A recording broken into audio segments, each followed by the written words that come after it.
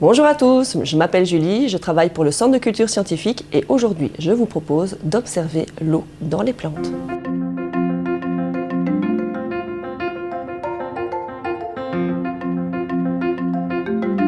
Pour cette expérience, vous allez avoir besoin de 3 pommes de terre, du sérum physiologique, une cuillère pour faire des billes de melon, 3 assiettes,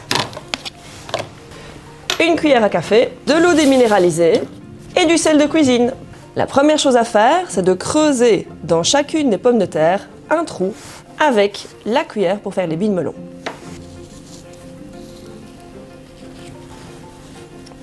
Une fois que c'est fait, on va placer chacune des pommes de terre dans une assiette. Alors moi j'ai pris des assiettes de couleurs différentes. Vous pouvez simplement faire un petit morceau de papier pour indiquer ce que vous allez mettre dans chacun des trous. Dans chacune des 3 pommes de terre, on va venir mettre un produit différent. Dans la pomme de terre du milieu, je vais simplement verser une fiole de liquide physiologique. Dans la pomme de terre de droite, nous allons mettre du sel et dans la pomme de terre de gauche, de l'eau déminéralisée.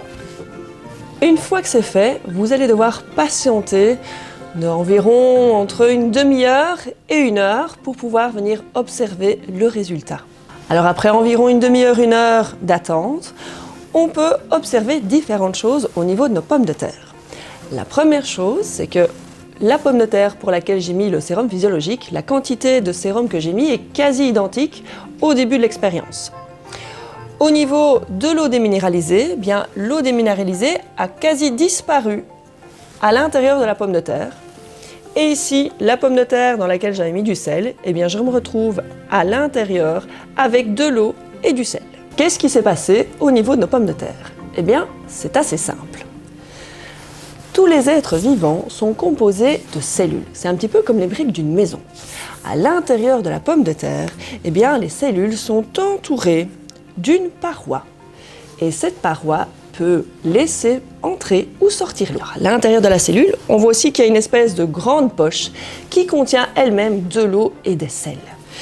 Et les cellules ont besoin que la concentration, la quantité de sel à l'intérieur de la cellule et à l'extérieur soit plus ou moins identique. Dans ma pomme de terre, quand j'ai mis du sérum physiologique, le sérum physiologique, si vous en goûtez légèrement quelques gouttes, vous allez vous rendre compte que c'est de l'eau légèrement salée.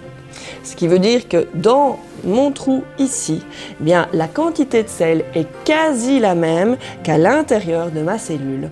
L'eau ne bouge pas, l'eau ne sort pas, n'entre pas dans les cellules. Lorsque j'ai ajouté du sel, là j'ai augmenté la quantité de sel à l'extérieur des cellules de la pomme de terre. Elles ont donc laissé sortir l'eau de leurs cellules pour au final avoir une concentration quasi identique entre l'intérieur et l'extérieur. C'est pour ça notamment que les bords du trou de votre pomme de terre eh bien, commencent à se flétrir, à avoir des espèces de petites ridules, un petit peu comme quand nous, on est à l'intérieur du bain ou à la piscine et qu'on sort et qu'on a les doigts tout ridés parce que l'eau est simplement sortie de nos cellules. Ici, dans l'eau déminéralisée, il n'y a quasi pas de sel. Et donc c'est l'inverse. L'intérieur des cellules de pommes de terre sont plus rempli en sel par rapport à l'extérieur. Et là, ce qui va se passer, c'est que l'eau de l'extérieur va rentrer à l'intérieur de la cellule pour à nouveau avoir une concentration plus ou moins identique entre l'intérieur et l'extérieur. Voilà, n'hésitez pas à réaliser cette expérience avec d'autres légumes comme des carottes, des navets ou encore des betteraves. Et moi, je vous donne rendez-vous le mois prochain pour une autre expérience.